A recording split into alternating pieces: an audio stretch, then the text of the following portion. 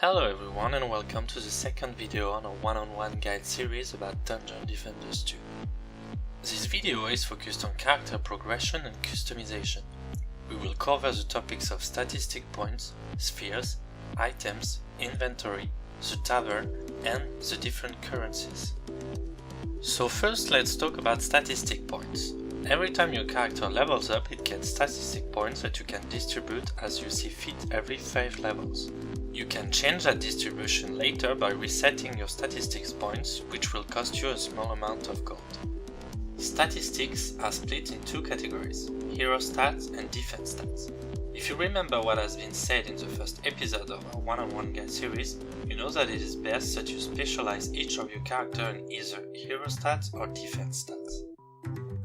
First, we have the defense stats represented in the left column. The first defense stat is the defense critical chance. It represents, if you multiply it by 100, the percentage of chance that your defense deals a critical hit when it attacks. Critical hits are very specific in this game and will be detailed later on in this video. Then we have the defense health. The better this stat is, the more health your defenses will have.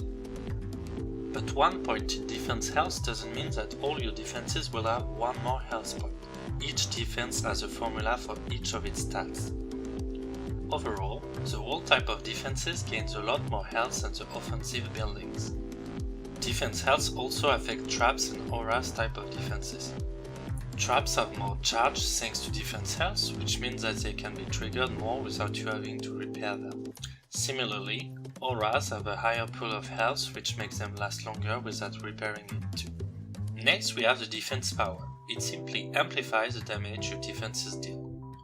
It also has an impact on specific defenses such as a frostbite tower from the apprentice, which slows enemy more. It is obviously a very crucial stat to improve when you have a character that relies on dealing damage with its defenses. Then we have the defense attack speed.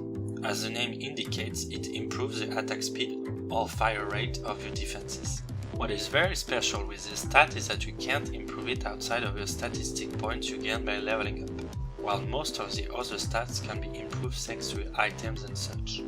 Because of that reason, it is vital that you always put as much point as possible in this stat for offensive builders you may have on your team. The defense critical damage improves the bonus damage dealt by your defenses when they score a critical hit. In many games, the critical hits deal a percentage of additional damage, but in Dungeon Defenders 2 the bonus damage is actually a flat number. This number is extremely varied depending on which defense you use, and it makes this stat probably the hardest to apprehend. Most defenses gain a small but still interesting bonus from critical damage, while some other defenses gain a huge bonus from it, making these defenses useless without critical damage in the first place. The best example is the Lavamancer defense called the Fissure of Embermouth, which deals damage only when the hits are critical. Overall, it is a good start to improve, but the other offensive stats for your defenses are so interesting that it is hard to recommend to maximize the stat first. And remember that your critical hit chance depends on your critical chance stat. In our example, this apprentice builder's defense will deal critical damage only 26% of the time. Note that the maximum critical hit chance is 30%, so there is no need to try to go beyond that limit. Lastly, we have the defense range. This stat affects how far your defenses can attack or interact with the environment. Not only each point you invest in it has a big impact on the effective range of action of your defenses, but also this stat can be improved with your items just like the defense attack speed. On top of that, some defenses can have rather terrible range of action by default, so it is really mandatory to improve this stat for any builder that relies on defenses with a range of action. To recap, you usually have two types of builder heroes, the offensive and the defensive builders. The offensive builders want to have their defense attack speed and defense range at max as soon as possible. Then the rest of the point is up to your choice, but I strongly recommend to invest all your points in defense power and the 30 points left in critical or maybe health if you struggle sometimes against some enemies. The defensive builders only want to maximize their defense health, and then, depending on which defenses they build, can improve defense attack speed, defense range, or defense damage, and sometimes even in critical damage. For example, The squire specialized in building barricades doesn't care about defense attack range or defense attack speed, so he will invest all his points in health, power and critical chance. Now let's tackle the hero stats. The hero stats work very similarly. The hero health stat boosts the health of your character. Each type of hero gains more or less health. For example, the squire will have a lot more health than an apprentice. The hero power improves the damage of your basic attack with your weapons. The ability power improves the damage of most of your abilities or their special effects, such as healing. Finally, the hero critical damage boosts the additional critical damage you gain when your hero scores a critical hit.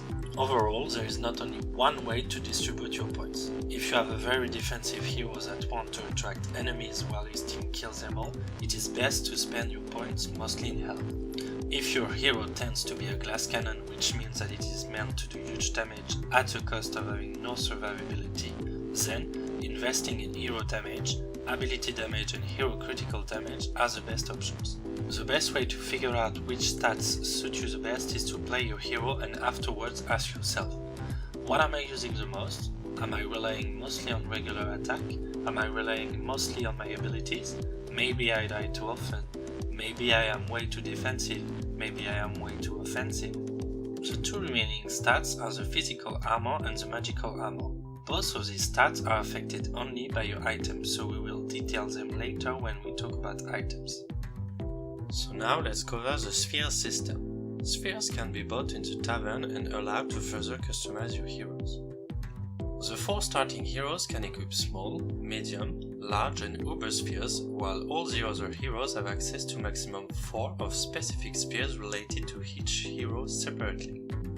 The sphere system is actually rather simple and there is not really one way to put your spheres to always win. Just pick what spheres suit the best your character. You can change your spheres at any time outside of combat phase, so feel free to try any type of combination. The last part and probably the biggest part of the hero customization comes from the equipment. Each hero can equip several pieces of equipment being weapon, helmet, torso, gloves, boots, relic and pet. The weapon is hero specific while all the other equipment can be shared among your characters. Equipments come from dead enemies and from victory chests at the end of each map you complete. Certain maps give you a guaranteed legendary item by completing them. For example, if you complete the Chrome Enemy's Incursion, you are guaranteed to get a toxic bow for your huntress. Here is a list of things to keep in mind about equipment. Each item has a specific item power noted IPWR. It basically indicates how powerful your item is. The bigger the number, the stronger you will get by equipping it. Items come with 2 stat boosts such as hero damage, defense power, etc. plus passive boosts. These passive boosts are often hero specific and boost a very particular aspect of your hero. For example, the health of the squire's barricades only. The items you get are only for your heroes currently in your hero deck. This means that if you have only 4 apprentices in your hero deck, you will only get apprentice passives, apprentice weapons, etc. Items can be enchanted in the tavern, which boosts the stats the item gives at the cost of other items being sacrificed and gold or defender's medals. So to recap, the best way to handle your equipment is to figure out which stats you want for each of your hero and which passives are the most interesting. And never underestimate the power of the legendary weapons, as they strongly affect a part of your hero. Finally, let's review everything that the tavern or the town hub has to offer. The war table allows you to choose and start missions in any game mode you want. The veterinarian lets you take care of your pets by giving them food to make them grow and also make them evolve. The stable boy is here for you to hatch eggs to obtain new pets. Simply drag the egg in the slot and click hatch. The enchantress is the one in charge of your item's enchantment. Enchantment, as said before, boosts your item stats at the price of other sacrificed items and gold or defender medals. The seamstress is in charge of your look. Go talk to her if you want to buy or equip new outfits for your characters. These outfits are purely cosmetic and are bought with premium currency only obtainable by spending real money. The Grandmaster, the Relic Hunter and the Blacksmith are all vendors and respectively sell spheres, relics, and armors for your heroes.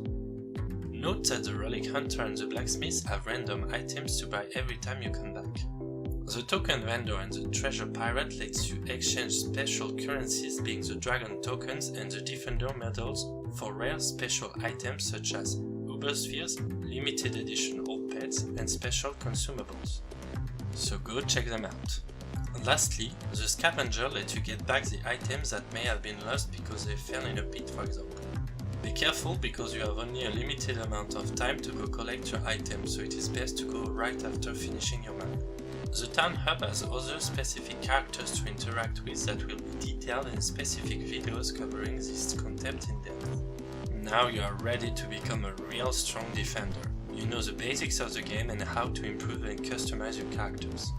Next videos will cover each hero in details to help you master them, but also each map so that you can succeed at one mission you have troubles with.